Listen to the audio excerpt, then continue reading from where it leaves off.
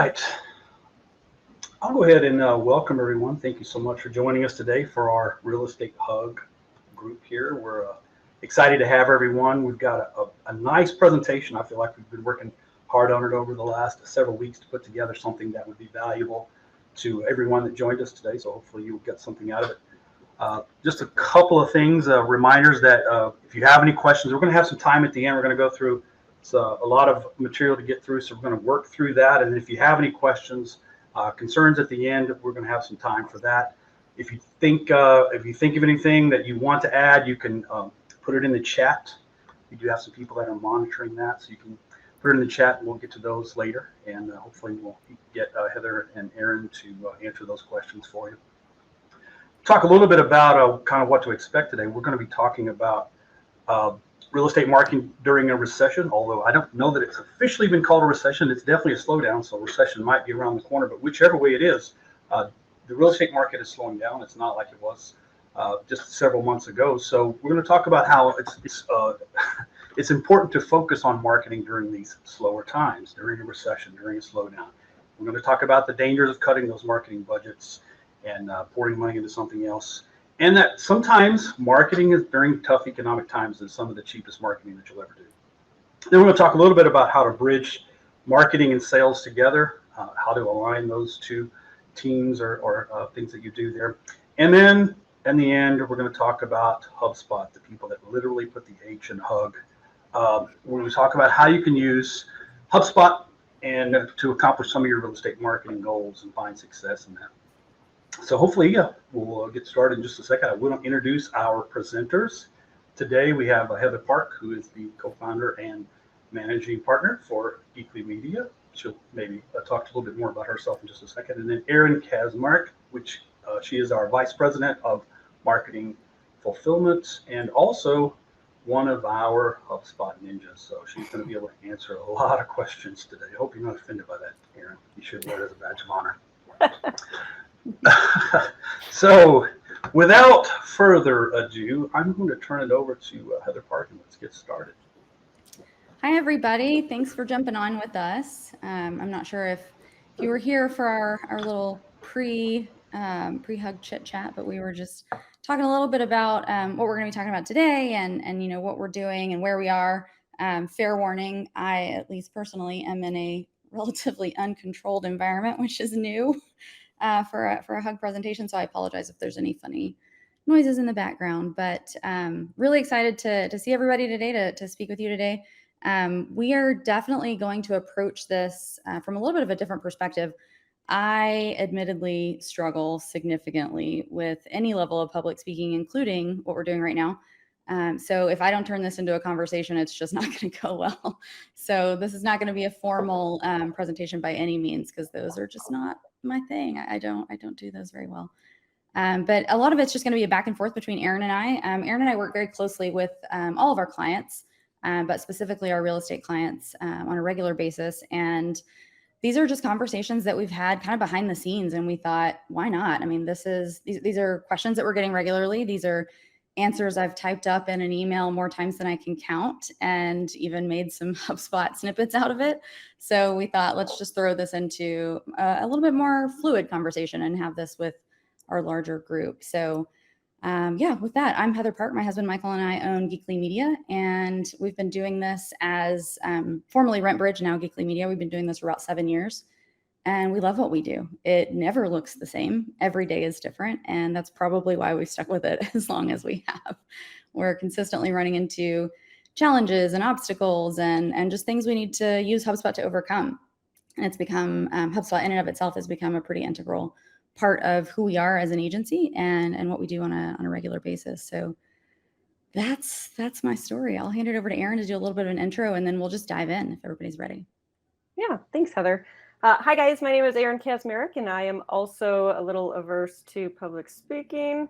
But like Heather said, I've been with RentBridge now Geekly, probably, I want to say for like the last almost 3.5 years, possibly. I started off as a freelancer doing what I love, which is HubSpot, any and everything HubSpot. So that's just, where my passion lies. I never really knew what I wanted to do with my life. But coming and working for RentBridge, now Geekly, I definitely have found my niche, and I love building things for our clients to make their lives and their work more efficient. Perfect. Thank you, Erin. Yeah, I do think it's been about 3.5 years. We've grown a lot as an agency and as HubSpot users. So, and HubSpot has grown itself. So it's been fun. I'm going to go ahead and share my screen. We do have a formal deck, but no promises that I'll be able to stick exactly to it. That stresses me out, but I'll go ahead and share my screen and we can get started.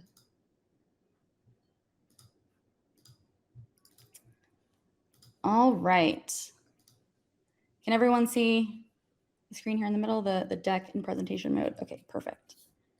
Okay, so as we mentioned, we're going to be talking about marketing during a recession.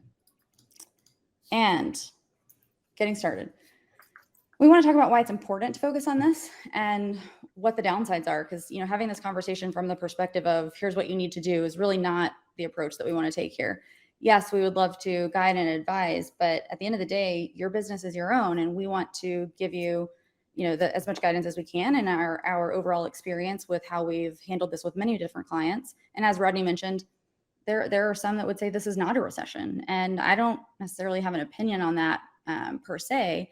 But what we do know is that the real estate market is changing. So with that change comes some decision points and some opportunity to either lean in or pull back. And that's what we want to discuss today in terms of how do you approach that with your business, with your marketing efforts, with HubSpot as the backbone of what it is that you do.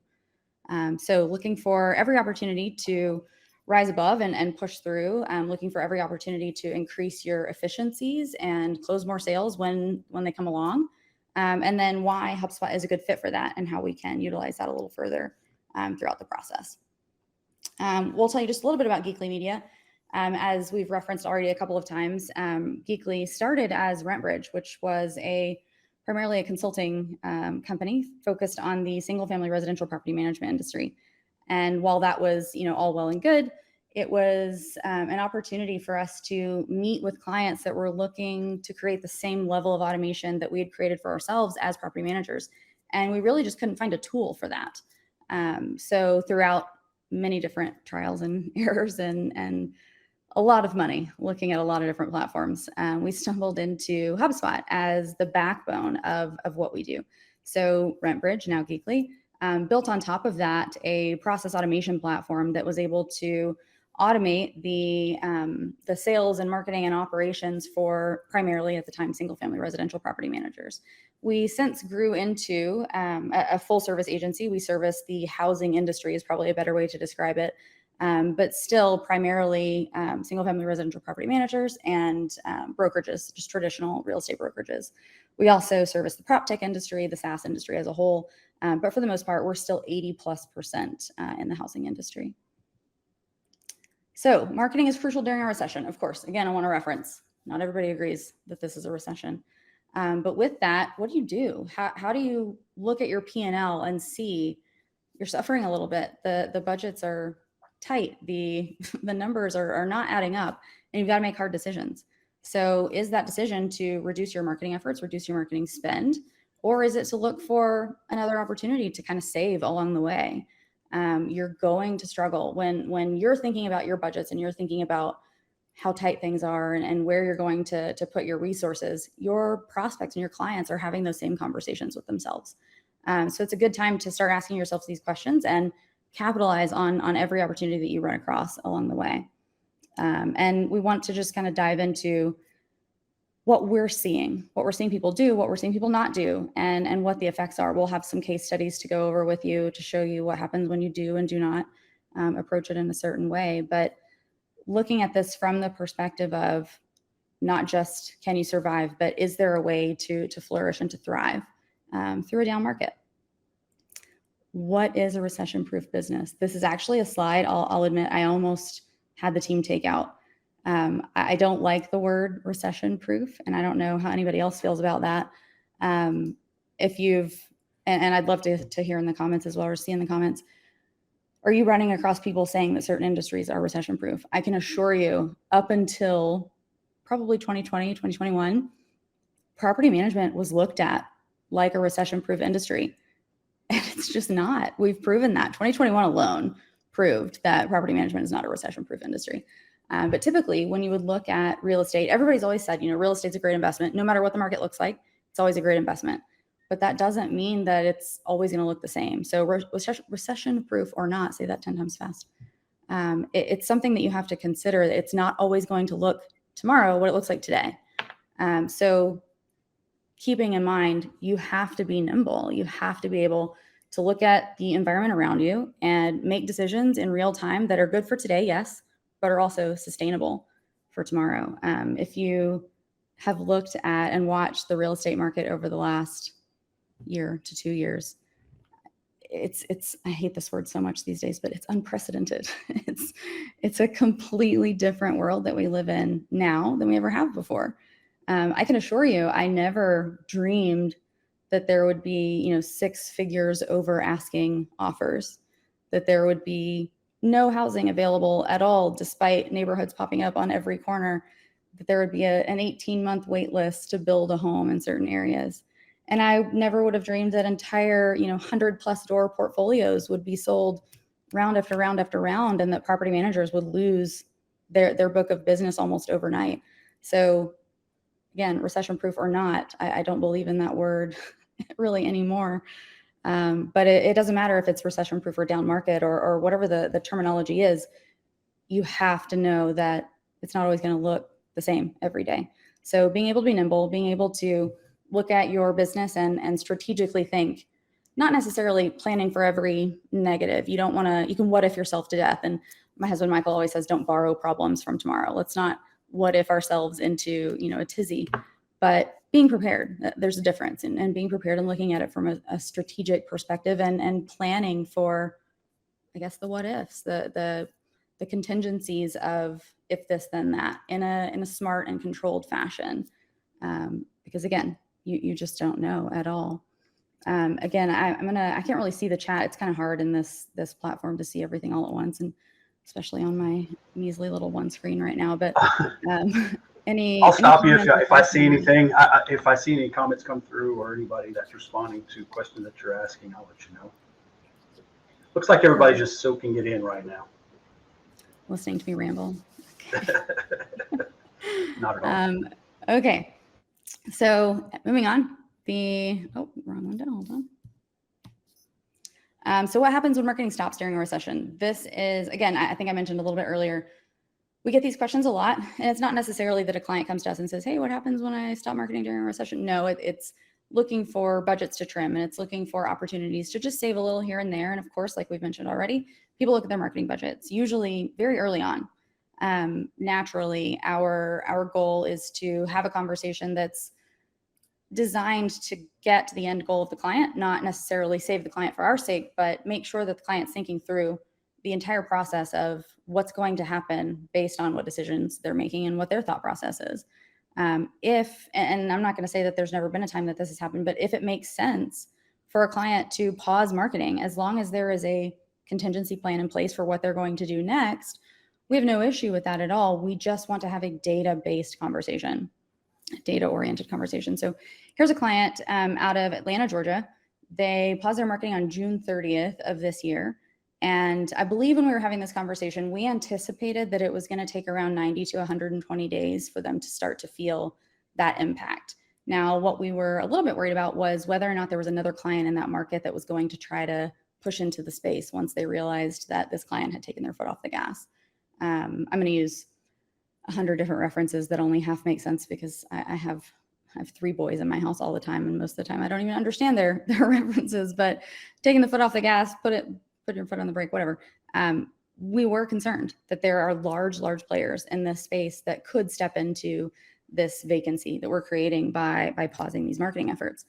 For this client in particular, we were providing SEO services, very generalized SEO services, but also specific local SEO, consistent content offers, weekly blogs, the email tips and tricks, the long-term drips, short-term drips, and then ultimately pillar pages and topic clusters.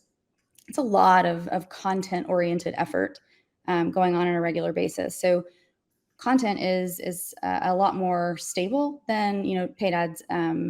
In general, if you stop paying for paid ads, your leads are going to dry up and things are going to slow down. But with content, with ongoing content marketing, it does take a little while longer. So we anticipated around 90 to 120 days, they would start to feel that impact. And it was right at 90 days that we started to see the dip. And then ultimately just the downfall of most of their traffic from organic sources.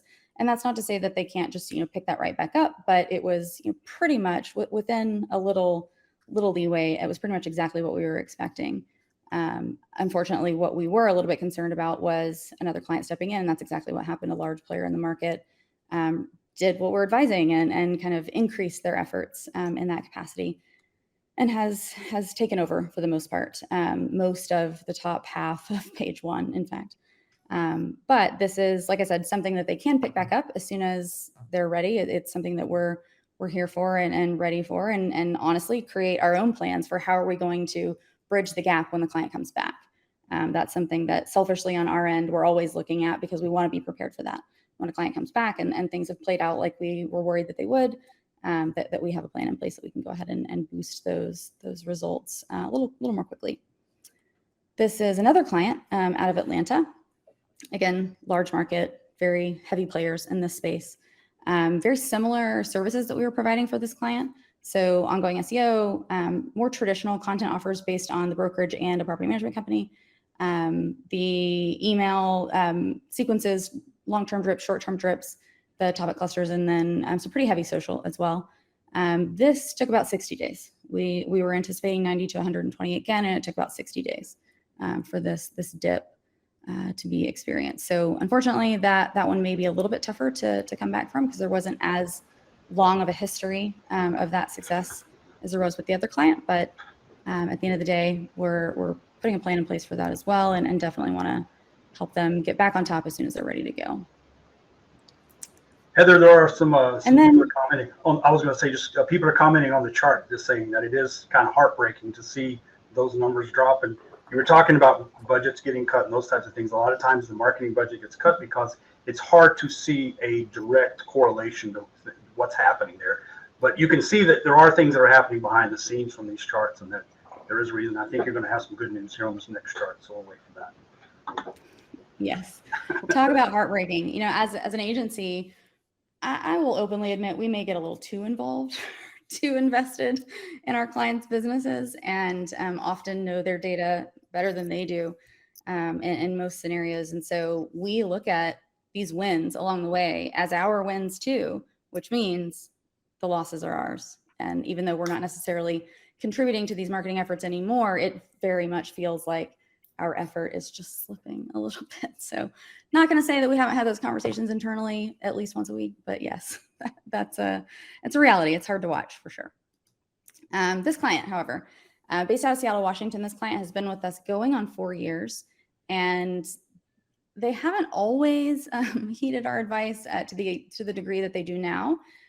They had their own little hiccup here and there when another competitor came into the market and they wanted to stay the course. But our recommendation at the time was that we do increase our efforts. So it took a little while for that to come full circle, but they did, and they stayed true to that path moving forward, and really have been able to reap the benefits. Well, then when, you know, everything kind of started tilting in a negative direction in their market and surrounding markets, they're a tier 1 market for sure. They really stayed focused. We did have conversations with them very specifically about where can we cut, what should we do, where should we add. They were very smart about the way that they approached it. And they didn't just come to us and say, I need to save money. They came to us and said, here's what's happening. And, you know, we were discussing this during our monthly and quarterly calls anyway, but here's what's happening. What are our options? Yes, the option is to trim. Yes, the option is to increase, but what is the end result going to look like? So in this particular case, we didn't increase and we didn't trim. We stayed the course, and they've been able to benefit from that. And in all honesty, I truly believe they've seen the impact that they've seen, and they've seen the improvements that they've seen without changing their behavior, because the market around them stopped. They slowed down, they pulled back when these guys didn't. And they've seen significant growth, like a amount of growth that we wouldn't have otherwise anticipated in this time frame.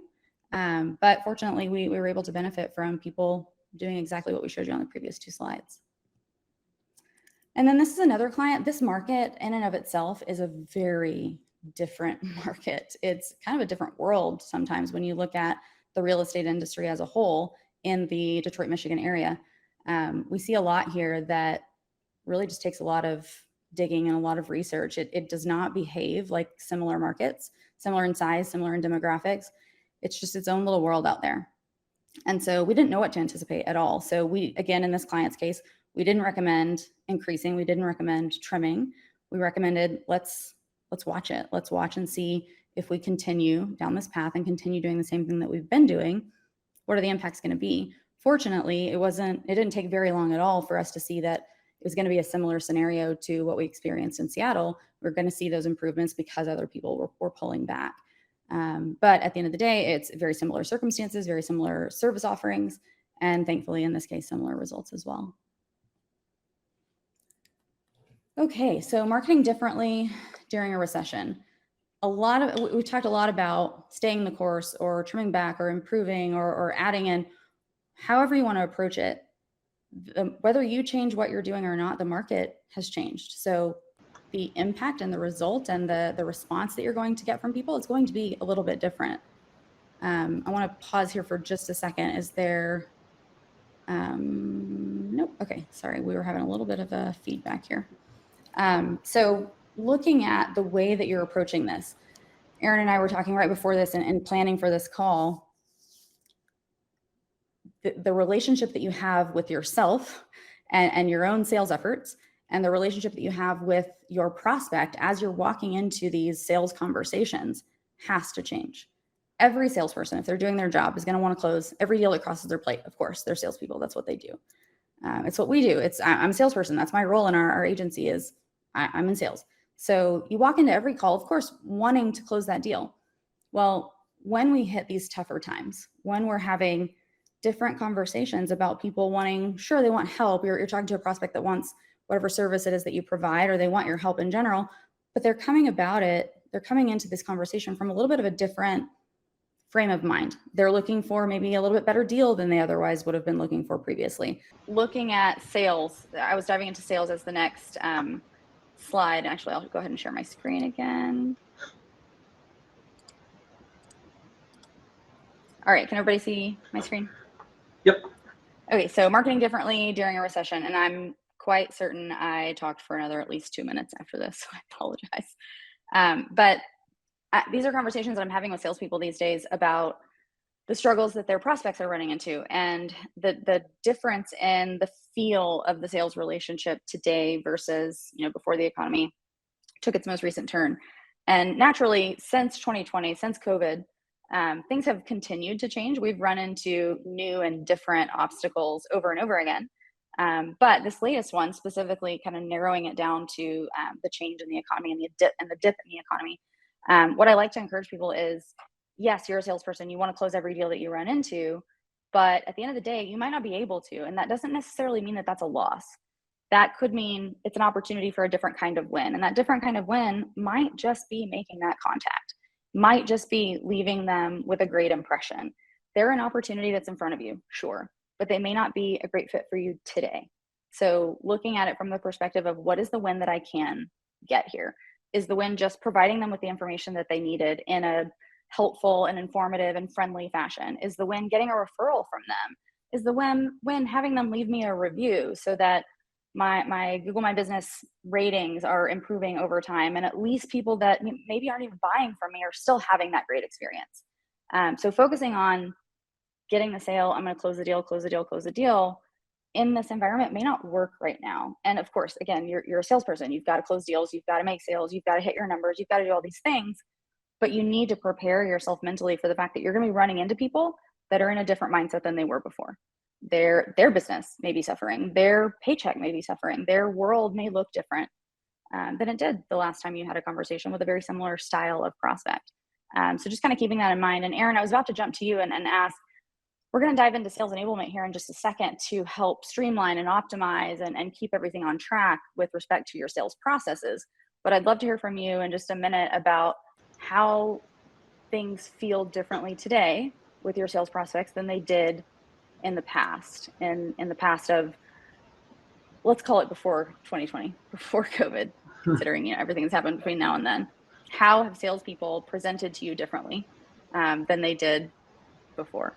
But before we jump into that, I'm going to give you a second to think on that. I'm going to keep going just a little bit. Looking at things with HubSpot in mind, of course, we're extremely biased. We drank the orange Kool-Aid in 2017 and have never looked back. We love it. But thinking strategically about how can I utilize the tools that I have in front of me to optimize my marketing, yes, optimize my content creation, how my website is built, all these things, but also optimize my sales and service. How can I make the experience that people are coming to me to have even better, even more automated, even more consistent, and improve that every step of the way?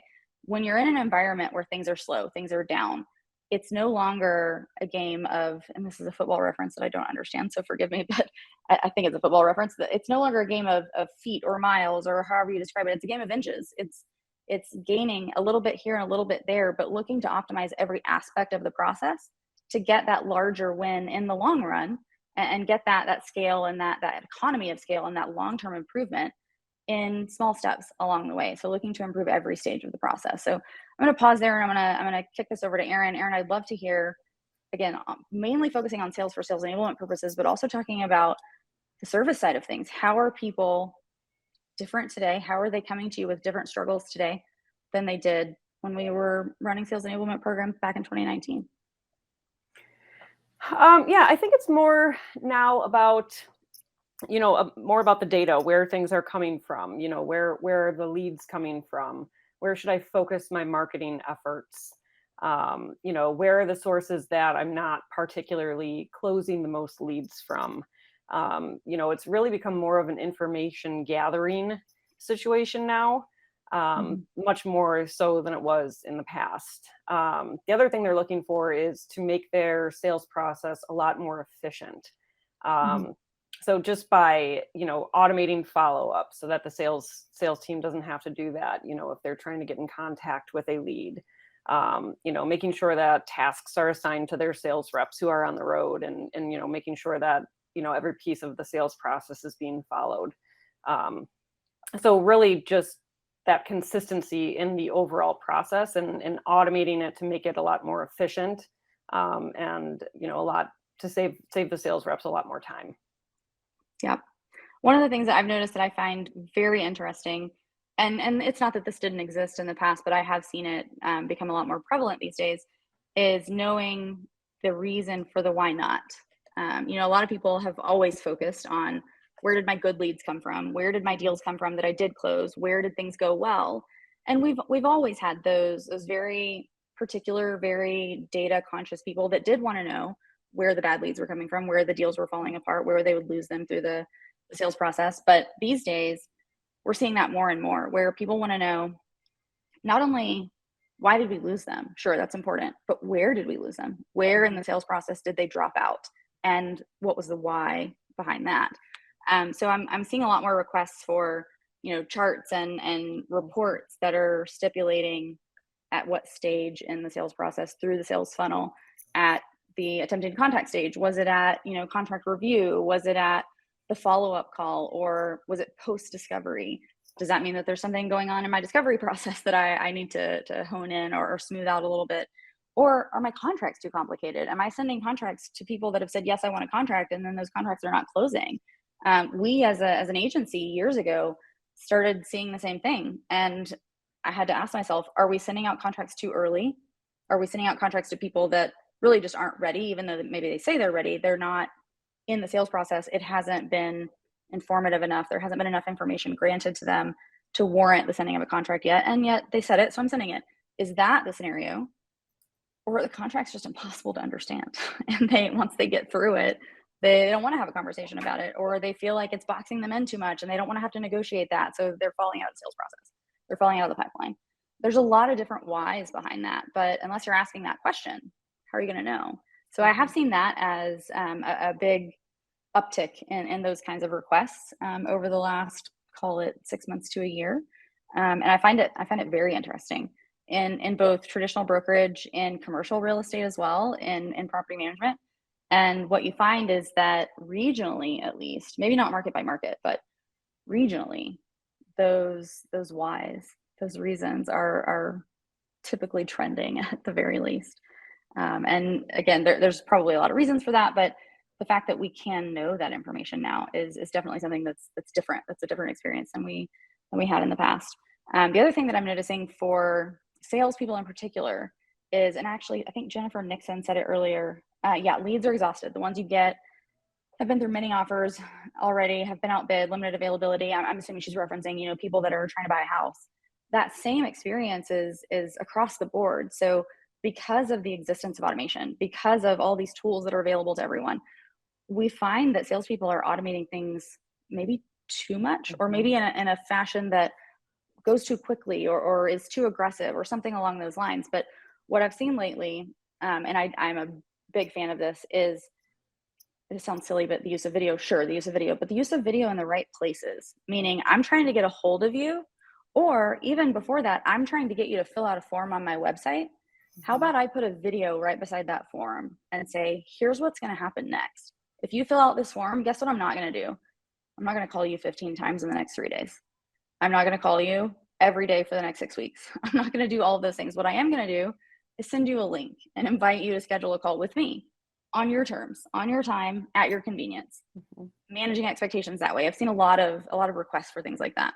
And also the sending of videos through a little bit of a different platform. As real estate agents, you're accustomed to communicating via text. But instead of sending your clients a happy birthday text, sending them a video, a quick 10-15 second video of you telling them happy birthday, and automating that through a text message. Sure, it's automated, but it doesn't feel impersonal. It doesn't feel cold. It feels thought out and meaningful. So little things like that. I always use the example of ADT, which I know has absolutely nothing to do with real estate. And if you go and leave this conversation and sign up for it and they put you in their funnel, it's not my fault. I've warned you. It's an aggressive funnel. But the first few stages of the ADT funnel, if you go to their website, you fill out any kind of form, if you follow through with any of their CTAs, they immediately send you this text with a little expectations video. And I saw it years ago, and it was before this was kind of a little bit more popular, but I found it fascinating that it was telling me exactly what was going to happen next, who was going to be calling me, what we were going to talk about, what I needed to do, what they were going to do. And it was maybe 30 seconds to a minute or so. And then every step of the process, side note, I ended up signing up for ADT at the time, but every step of the process was a quick little video just telling me what was going to happen next. I never felt unprepared. I never felt confused. I never wondered, why is this 888 number calling me for the 15th time today? I knew what was going to happen. I knew when to expect a call, and I knew what number it was going to be coming from because they told me in the video. It was great. It was a really great example of how processes like this can be personal and yet still automated. So folding that concept and folding that thought process into how we communicate on a regular basis to capitalize on every possible opportunity that is presented to us, and there's not all that many being presented anymore. All right, so expanding your efforts to retain existing clients. I can imagine that if you've been in business for very long at all, somebody at some point has told you some number, made up or not, but some astronomical number stating how much more expensive it is to get a new client than it is to retain the ones that you have. I don't know what number is real, but they're all pretty close. It is so much more expensive to lose a client and have to go get another one than it is to just treat your clients well and build those relationships and retain them for the life of what services you're able to provide. That is not to say that you need to keep every client. Sometimes a recession or a down market or whatever you want to call it is an opportunity to clean house. May not be fun, may not be the ideal time, but sometimes it presents itself as an opportunity to shift gears and maybe shake loose of those clients that are making your life miserable or that are not adhering to your processes or just aren't a good culture fit. I would say, I don't know, Erin, I'll let you kind of chime in on that too. I would say at least half the time when we have lost a client unexpectedly, for sure, it can tend to be a little bit of a blessing. We never love that it's happening, but there are times that you bring on a client that just, they're not a great fit. Erin, in your experience working with sales teams on the sales enablement side of things, are you hearing about that very often? Are you hearing that they're looking for the negative side of, or the reverse side of acquiring, but maybe giving opportunities to self-eject and self-identify as a bad fit. Oh, 100%. Yeah. Just within the sales enablement process, one of the tools that, we've kind of built into the process as we're working through it with clients is a questionnaire of sorts to figure out if they're going to be a good fit before they even have the conversation with the sales team member. So it's getting that information. Is this person going to be a good fit? Is this person not? Mm-hmm. Are they taking the time to fill that questionnaire out before we meet with them? So that's been a really, really popular piece to the sales enablement process that we've been giving to clients. I love that. And I think from what I've heard, I have an unpopular opinion on this, but my opinion is, and I hear all the time, don't put obstacles in front of your clients. Don't put obstacles in front of your prospects. Don't put an obstacle in the way of somebody doing business with you.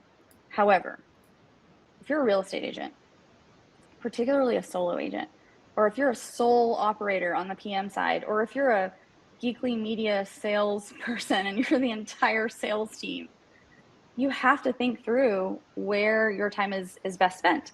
Mm-hmm. So I have to look at it not as, an obstacle, not as trying to weed somebody out, but I have to look at it from the perspective of, if I'm willing to offer you 30 minutes to an hour of my time for a discovery call, for our intro call, I'm going to need you to take 3 minutes and fill out this form. It's 3 minutes. I know that that's an obstacle, and I know that that's not always the popular thing to do. And I know that that's going to go completely against what some people believe in. Mm-hmm. But there are times and there are circumstances where it's necessary for your own sanity, for your own scalability and your own processes, to put those, call it a barrier, call it whatever you want, but to put those in place to allow people to self-eject, to allow people to self-identify as, I'm not a good fit.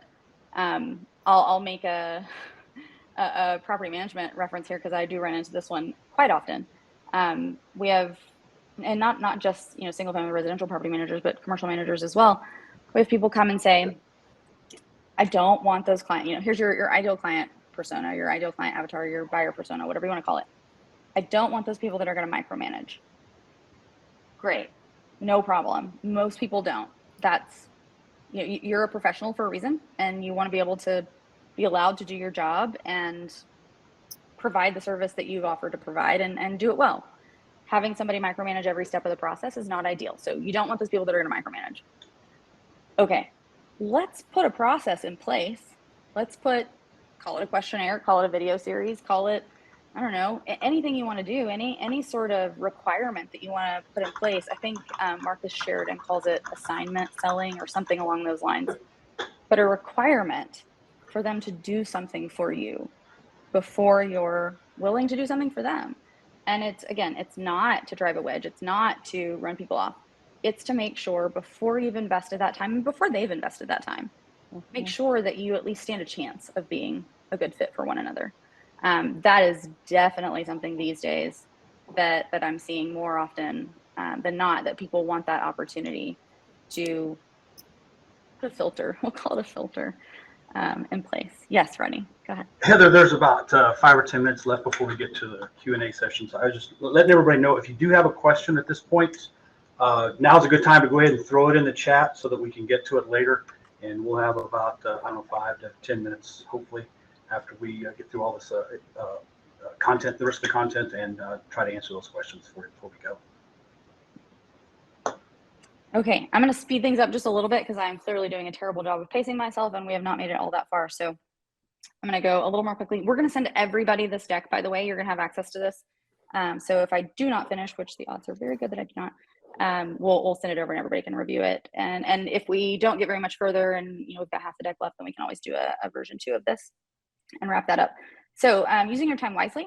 Slow sales mean that you may have time to operate and optimize other areas of your business. So looking at, again, every opportunity in a slower period of time.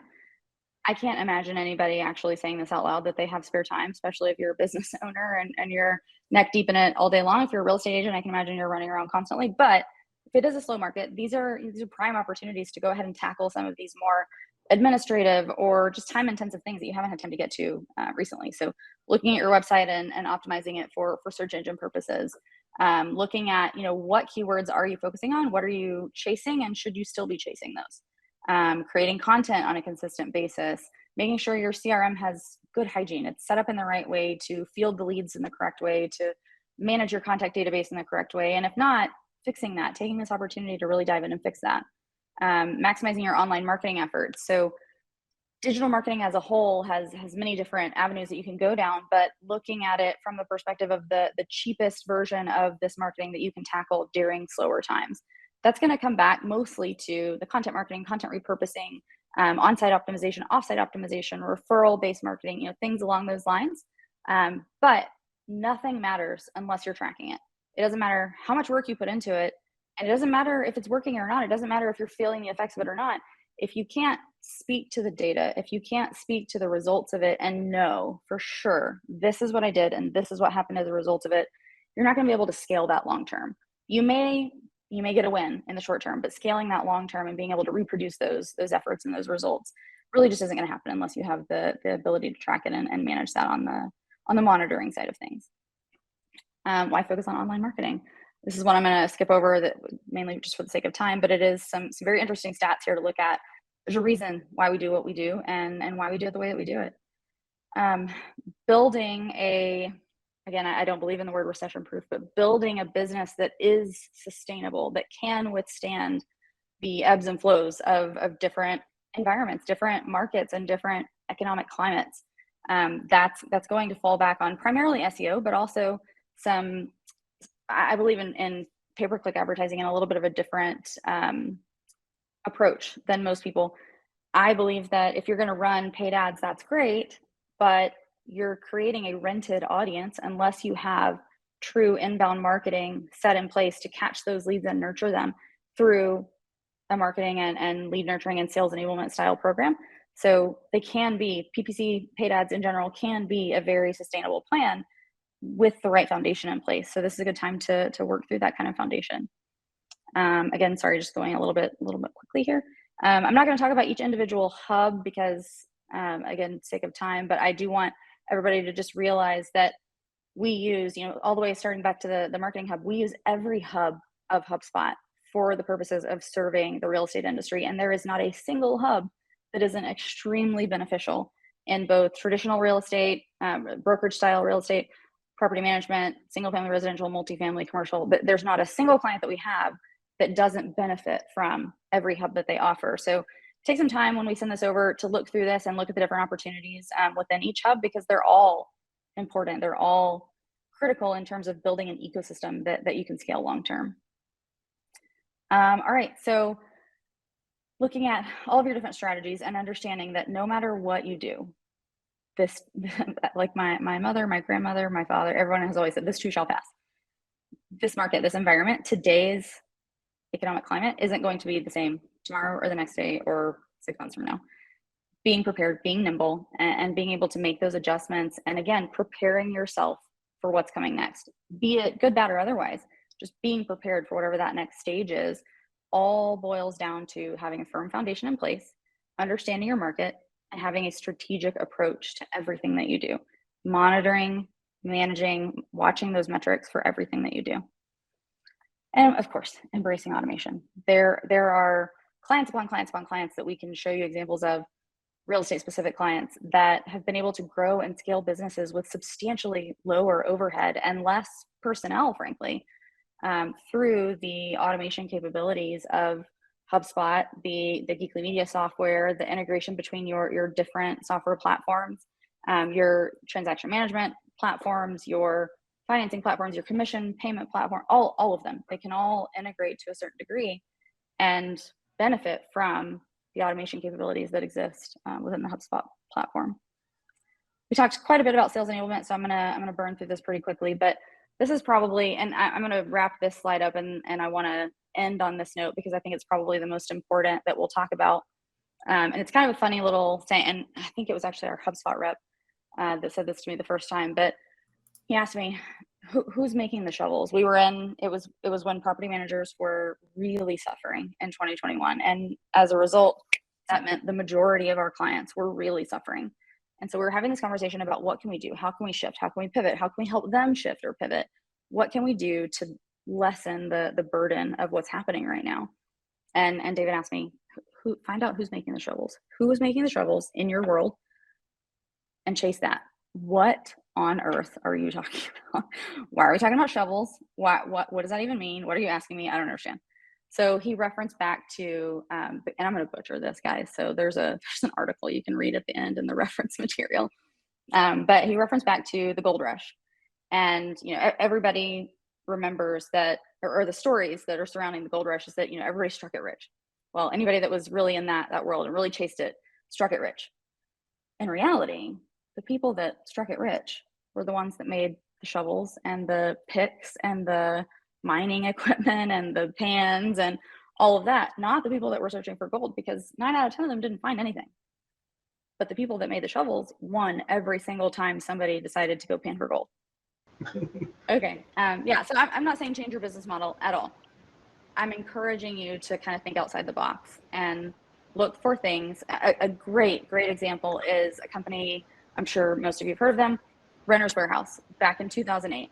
Renter's Warehouse started as a tenant placement service. They found tenants to occupy single-family residential homes because those property owners couldn't sell their homes at that point in time. They were upside down. They couldn't get what it was worth, and they were stuck. So they provided a tenant placement service in place of traditional property management, or in addition to traditional property management. They found a way to make shovels. That's my point here, is taking the business that you've currently created and just looking for those opportunities to have added value, to have an alternate option of some kind that would complement your existing services and provide additional value to your current clients and new clients alike. So let's end there. There's a lot more to talk about, and I spent far too much time on some of the other slides, and I apologize. But let's pause there, and we'll have a round 2 of this, but we'll leave it at. I think what we should all take home today is to start making shovels. Yeah, start making shovels. We're going to open it up to some questions here, so hopefully you've got some questions lined up. I do have a couple that I would like to throw your way, Heather, or maybe Erin, whoever. You guys have mentioned sales enablement a couple times. Can you kind of, maybe everybody knows about it, I don't know, but could you just kind of give a high-level overview of what that is and how it helps companies today? Yeah, absolutely. And I definitely would have gotten to that in at least 5 slides that I didn't get to, so I apologize there. That's what I figured. But so sales enablement is a process and a program that a lot of different people offer, but the way that we approach it is through this program that walks you through the defining of your existing sales process and looking for opportunities to optimize at every single stage. So from the way that you're generating the lead in the first place, to the first touch of that lead and what happens next, to every piece of automation in between, down to what does your presentation, your sales deck look like? What do the messages say that are going out via text? What are the voicemail broadcasts that are going out? Are they going out? Is there anybody creating videos? That questionnaire that we talked about, any of those pieces that are involved in your sales process, we bring that all together into almost like a playbook style format, so that not only do your salespeople know what is expected of them, you know what to expect of your salespeople, and your prospects are going to know what to expect of their experience, because it's going to be consistent. It's creating a consistent, scalable, optimized sales process. And that's sales enablement in a nutshell, but I'll let Erin dive in. No, I was just going to say, I run a lot of the sales enablement calls with clients, and walk them through the process, and talk to them about where they can automate, where can they streamline, and that's actually one of the things I enjoy most about the process, is seeing clients' eyes light up when they're like, wait, you can automate that? And I'm like, yes. And then they get excited, and then they're like, well, now you're excited. I'm like, well, now we can really make this something that's really super cool and automated, and we can delight your prospects and make sure that you're getting the data that you need, so that you can you can streamline the sales process, and you can streamline when people come out, when you hire new sales team members. That process, we outline it all for you in a knowledge base. They can follow along. But that's really what I would like to just add to that, is just seeing clients and what they can automate and what we can make happen for them. Absolutely. And we see it a lot. I mean, imagine as a business owner, as a sole proprietor, as whoever you are in your role, how many times has someone involved in your sales process missed a message or missed a memo? Or as a business owner, how many times have you forgotten to inform your people about whatever the most recent update was? sending out wrong pricing, sending out an outdated contract, all of those pieces that are constantly being juggled, those are opportunities for introducing error. And that's what we like to smooth out for you through a sales enablement process. All right, next question. If there's one thing a business should keep doing to market through a recession, what do you think that would be? I know there's probably many, but if there's one thing that can mean the difference between gaining momentum or losing momentum, surviving or thriving, what would that be, Heather? And maybe Erin too. I have a very strong opinion about this. I'm sure you're shocked. Content, content, all day, every day. If you have time to do one thing for your business outside of sending a contract, executing a contract, fulfilling something critical, if you have time to do one thing, create content. Sit down, and this is something that I also use as an example. As I mentioned, I absolutely loathe public speaking. I hate making videos. It's not who I am. It doesn't feel natural to me. This is even incredibly awkward and stressful.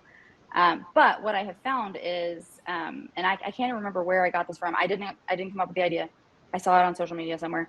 But instead of producing, this is the conversation, instead of producing content, document content. So the example there is, get in your car, put your phone in your phone holder, turn it on, start recording, and have a conversation with your phone.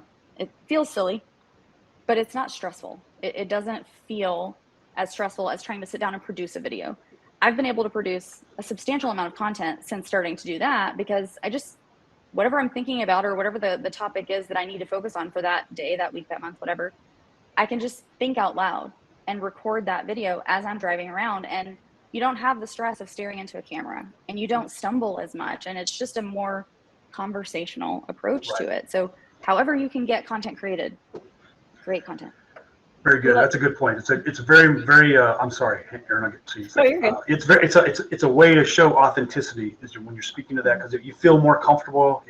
There's a lot less, you're breaking down those walls and you're really talking to somebody. Go ahead, Erin, I'm sorry.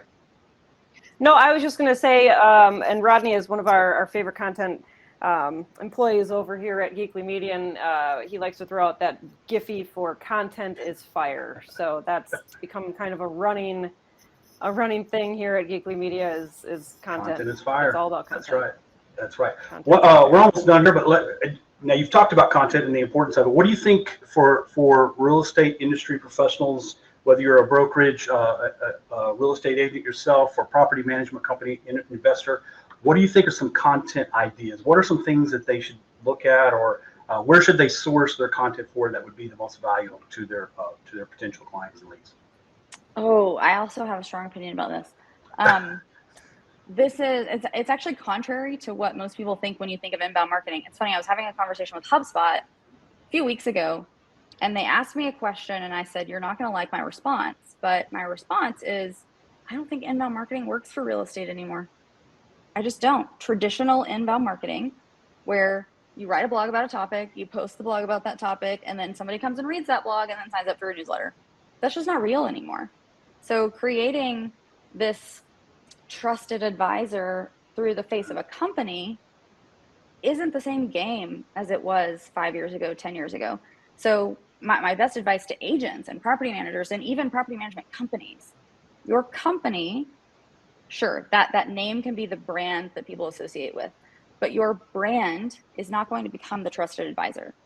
Your people will become the trusted advisors. So whether that's you as the owner, or your lead property manager, or you as a real estate agent, or your team lead for the brokerage, or however you want to look at it, your personality and your relationship with your audience is going to become that trusted advisor.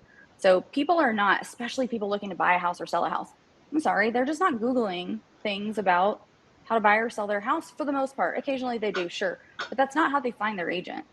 They find their agent by running across them on Facebook, and they're talking about a pertinent, relevant topic in the area. They get a referral from someone, and they want to go just look and see, does that agent have their own website? Do they have a social media presence? Are they of sound mind? Do they know what they're talking about? Are they consistently, professionally producing information that's going to benefit me?